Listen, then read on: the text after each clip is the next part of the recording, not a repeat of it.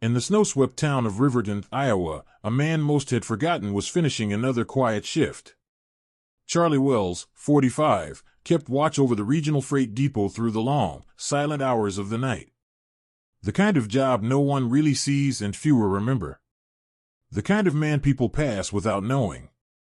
Each evening, Charlie arrived early, parked in the same spot by the west loading bay, and walked the perimeter before punching in.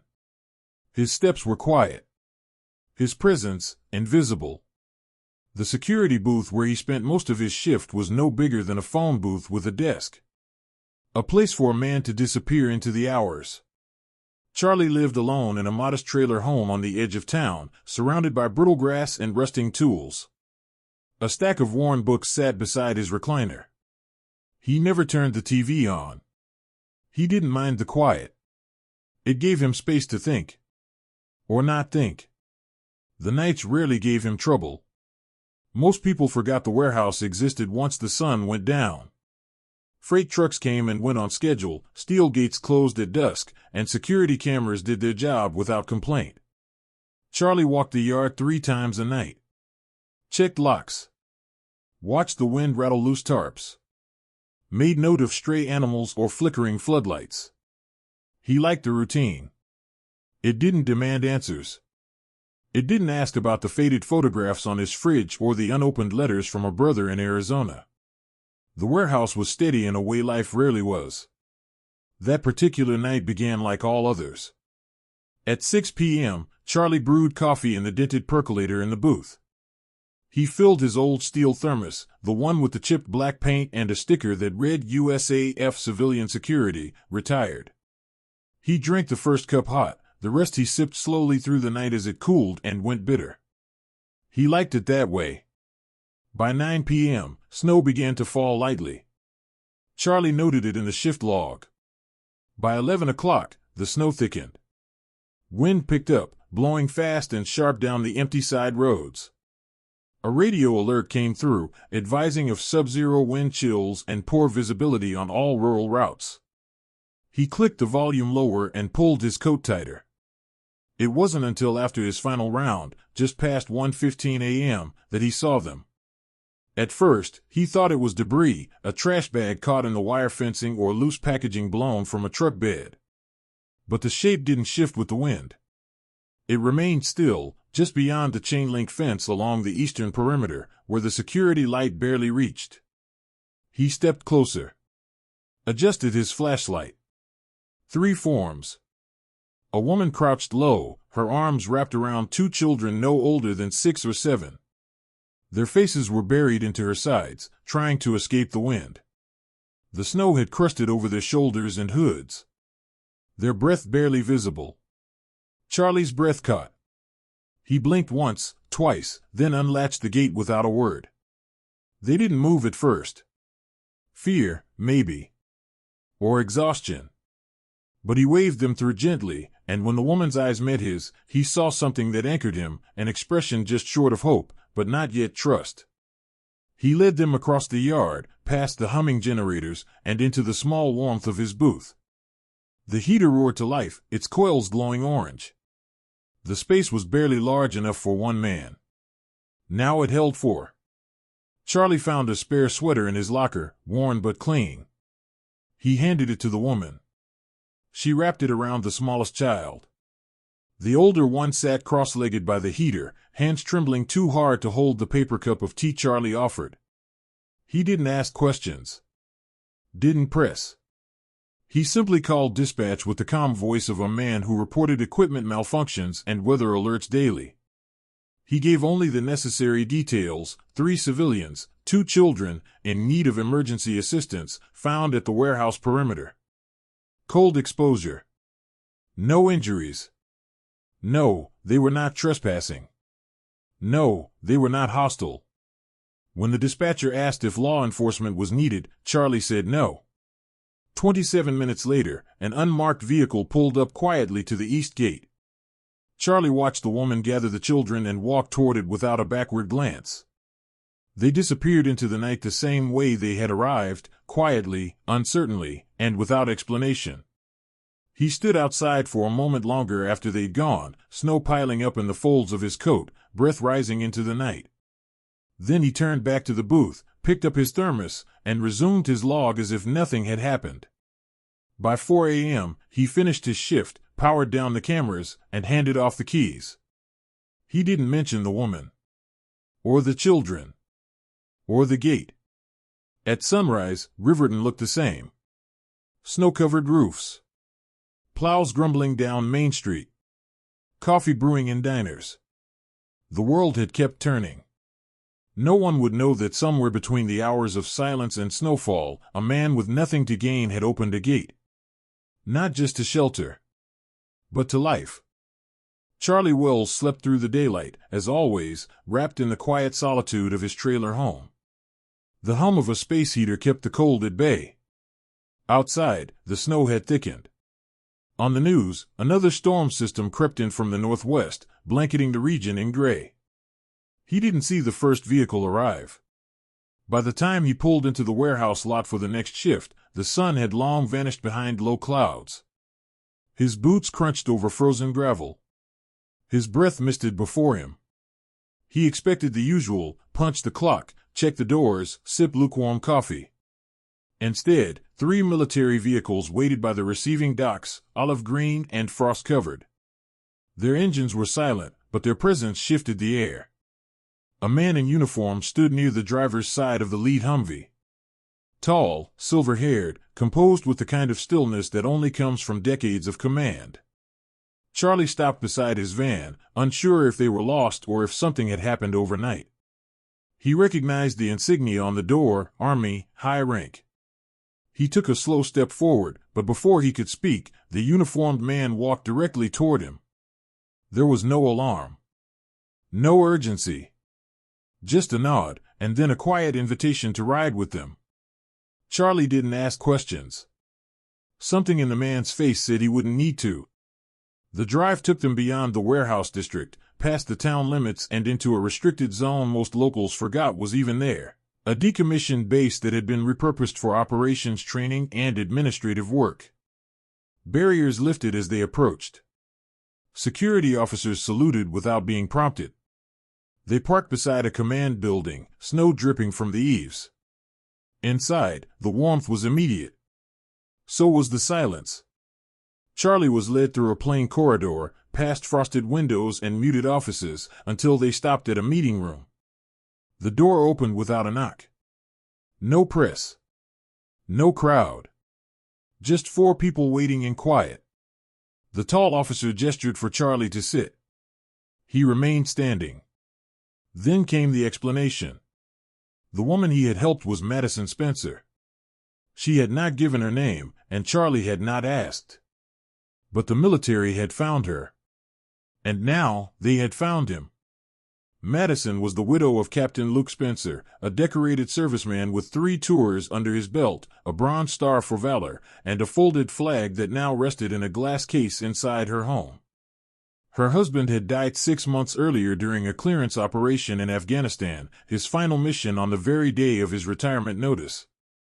The night Charlie had opened the gate, Madison had been traveling with her children to the National Veterans Cemetery, hundreds of miles away. It would have been Luke's 39th birthday. Her car had broken down in sub-zero weather. Her phone had died. And she had N preparing to sleep in the cold with her children beside her. When Charlie found them, he hadn't asked for credentials or explanations. He hadn't waited to see if help would arrive. He simply acted. What Charlie hadn't known, what no one had expected, was the link beneath the surface. Captain Spencer, the man buried in Arlington, had once saved the life of another soldier during a dust storm and a miscommunication in Helmand Province. That soldier, gravely injured and under fire, had been pulled to safety. That soldier had recovered, had risen through the ranks, had never forgotten the name of the man who saved him. That soldier now stood in front of Charlie, no longer wearing field fatigues but 4 stars on his shoulders. General Thomas Randall. He paused as he spoke the name, letting the silence say more than ceremony ever could. He explained that when the security footage from the warehouse was reviewed, standard practice for any late-night activity, Charlie's actions became visible. Not dramatic. Not loud. Just quiet kindness. A thermos passed. A blanket offered. A door opened. Charlie's badge was traced. His records reviewed. And his identity passed discreetly through channels until it reached the man who owed his life to Captain Spencer. The room remained still. Charlie didn't speak. He had never cared much for honors, never looked to be recognized. In truth, he would have preferred the entire encounter remain unspoken, like the thousands of unnoticed things he did each day. But something had changed. Not just for him, but for others. The general leaned forward and placed a small box on the table. Inside was a pen, Civilian Medal of Courage. And beneath it, an envelope. Charlie didn't open it. He simply stared for a moment, then closed the box and nodded once. They didn't take photos. No speech was given. The general offered his hand, and Charlie shook it. A firm grip, brief but sincere. Outside, the snow had lightened. Just a few flurries drifting like feathers. As Charlie stepped back into the cold and returned to his van, he carried nothing new on his coat or chest. No badge of honor on display. Only the silence of a man who had done what was right because it was right. And now, somewhere far from Riverton, a widow and her children were warm. Safe. Still grieving, but no longer alone in the night. That was enough. Snow returned to Riverton 2 weeks later. Charlie Wells was back on the night shift, moving along the same silent fences he had walked 1,000 times before. The warehouse lights buzzed faintly above him, casting long shadows across the frozen gravel. He sipped from his old thermos, the same one with the chipped paint and the lukewarm coffee. The gate stood closed, just as before. Nothing had changed. But everything had. In the back seat of his van now rested a thick wool blanket, 2 pairs of sealed hand warmers, and a clean thermos filled with tea instead of coffee. He kept them there, not out of sentiment, but readiness. He'd seen now how quickly a life could dangle at the edge of a moment. One gesture, one choice, could mean the difference between survival and silence. He never told anyone at work what had happened. He didn't speak of the medal tucked in the tin box under his bunk. He didn't mention the envelope the general had given him. It was still sealed, hidden inside a drawer beside a flashlight, an extra battery, and a copy of his late father's Bible. He hadn't needed to open it to understand what it meant. Instead, he let the days unfold as they always had. Quiet. Repetitive. Unnoticed. But the world had its own way of remembering. At a gas station in Nebraska, a stranger held the door open for him, called him by name, and pressed a folded note into his hand. No signature. Just a thank you, and a photo of a boy wearing a sweater too big for him, smiling with both arms around a golden retriever. In Illinois, a warehouse supervisor paused mid-shift to shake his hand, saying nothing more than, "We heard." And in Ohio, during a routine stop at a diner, a trooper glanced at his license, looked back at Charlie, and said with a quiet nod, "You're the one from Riverton." Then he let him go without further question. No headlines followed. No journalists camped at his door. The story had spread, but not like wildfire. More like fog, slow, creeping, undeniable. Passed from one person to the next in back offices, in break rooms, in whispered conversations at military gatherings. One Saturday, a letter arrived in his mailbox with no return address. Handwritten on soft blue paper in a childlike scrawl, it simply read, "Dear Mr. Charlie, I still wear your sweater every night. Mommy says it has magic. I think it's your heart. Thank you for saving us. Love, Toby."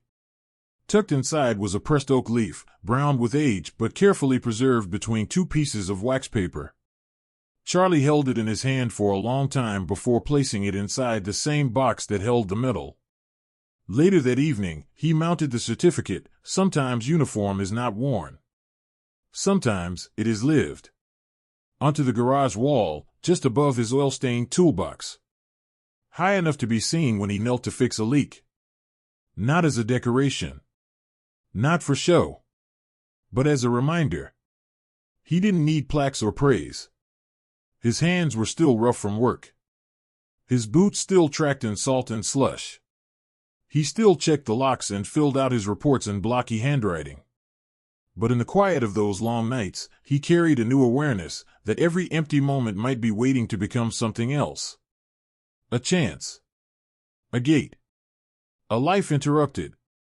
And when he passed by the east fence, he sometimes slowed. Just for a second. Just long enough to remember the silhouettes in the snow. The silent woman.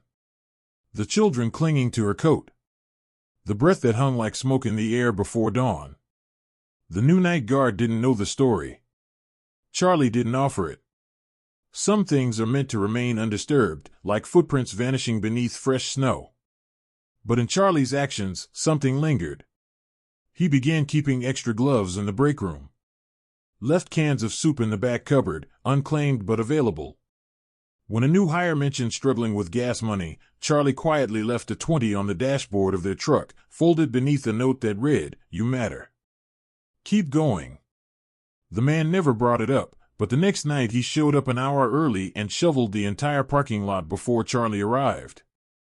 And so, without being asked, a kind of quiet goodness began to take root around the warehouse. Subtle. Inconspicuous. But real. It didn't come with applause. It didn't trend online. It simply lived in small decisions, made by ordinary people, carried out in silence. Charlie Wells never called himself a hero. He didn't wear medals. He didn't give speeches. But he did keep the gate unlocked on stormy nights now. Just in case. He did keep his thermos filled. And he did keep his heart open, ready. Because the world doesn't always send warnings. Sometimes it sends a woman in the snow, carrying her children toward a fence no one else is watching. And sometimes, someone is there. Not for reward. Not for glory. But because kindness without question is enough.